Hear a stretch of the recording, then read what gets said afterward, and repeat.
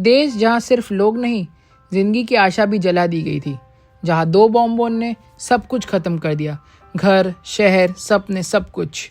1945 में दुनिया ने कहा जापान इज फिनिश्ड, लेकिन 50 साल बाद जापान दुनिया के टॉप 4 इकोनॉमीज में आया और दुनिया ने कहा जापान इज अ मिरेकल।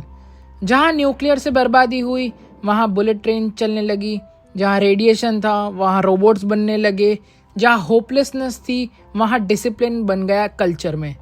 ये कोई मूवी नहीं है, ये है सच। आज हम करेंगे जापान की रियल लाइफ कमबैक स्टोरी का पोस्टमार्टम।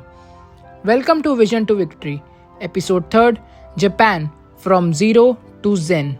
Let's begin. जापान का ओरिजिनल कल्चर था deeply rooted in samurai warriors, loyalty, discipline, sacrifice, shogun, military rulers, shinobis, intelligent, stealth. 700 years feudal Japan चला, क्लैंस, कैसल्स और code of bushidos, warrior ethics, isolationist policy, sakoku, दुनिया से cut off. Japan बना एक culturally strong but technologically behind nation. 1868 Meiji era, Meiji restoration, ये था Japan का biggest turning point. Feudal systems end हुए, एम्परर्स पावर में आए, मॉडर्न एजुकेशन, रेलवे, आर्मी बनाया गया, western science and industrialization adopt किया गया। इन 40 years जापान बन गया एशिया का फर्स्ट इंडस्ट्रियल पावर। 1905 जापान ने रशिया को हरा दिया, दुनिया शॉक हो गई। एशियन नेशन ने यूरोपियन सुपर पावर को हरा दिया।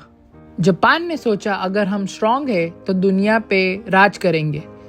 1930 से जापान ने China, Korea, south east Asia पे कब्जा करना शुरू कर दिया, बन गया इंपीरियल जापान। फिर आया एक turning point, 1941 attack on Pearl Harbor.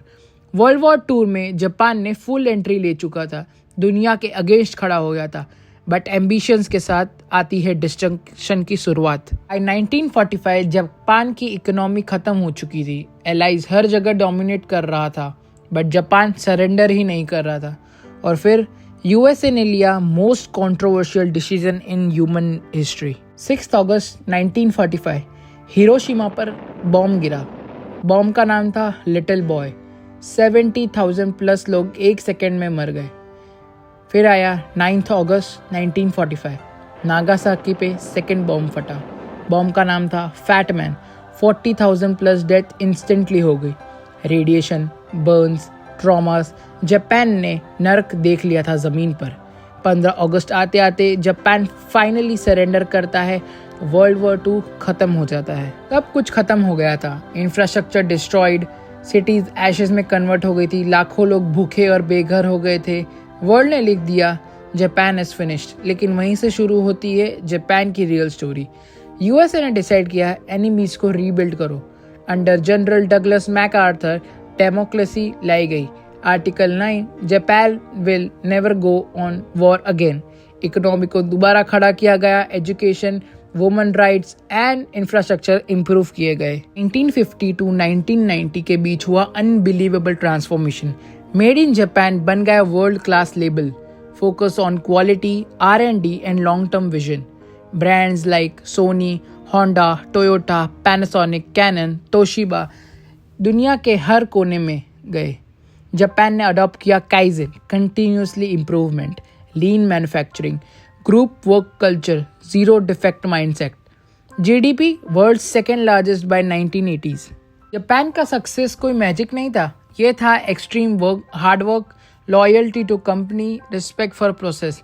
एक जापानीज वर्कर एवरेज 10 से 12 घंटे काम करता है और हॉलीडेज लेने में शर्माता भी है। System, team work, long term planning, innovation with ethics. आज का जापान दुनिया की सेफेस्ट कंट्रीज में से एक है।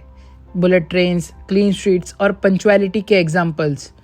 पीस लविंग, हम्बल और globally respected. Soft power, anime and manga, Zen Buddhism, sushi culture, technological and robotics. और सबसे बड़ी बात, कभी वॉर नहीं करेंगे पर कभी हार भी नहीं मानेंगे। अगर जापान ने न्यूक्लियर बॉम्ब से कमबैक कर लिया तो हमारे छोटे मोटे प्रॉब्लम्स क्या ही है। डिस्ट्रक्शन के बाद भी डेवलपमेंट पॉसिबल है। Education is the first tool of rebuilding. Discipline beats talent. Culture can be exported, anime, sushi, samurai values. Slow and steady planning wins. No excuses, only action. Short term pain, long term gain. अपना काम करो, दुनिया खुद notice करेगी। जिस देश पर 2 nuclear bomb गिरे, जहां जिंदगी खत्म सी लग रही थी, वही देश आज दुनिया के टॉप नेशंस में है। क्यों? क्योंकि उन्होंने कभी हार नहीं मानी। उन्होंने अपनी हार को ताकत बना दिया। जापान की कहानी हमें याद दिलाती है, तबाही एंड नहीं होती, कभी कभी शुरुआत होती है। अगर ये कहानी ने आपको इंस्पायर किया हो तो लाइक करो, शेयर करो और सब्सक्राइब ज़रूर करना, क्योंकि विजन टू विक्ट्री के अगले एपिसोड में हम लाएंगे एक और देश की कहानी। तो तब तक के लिए जय हिंद।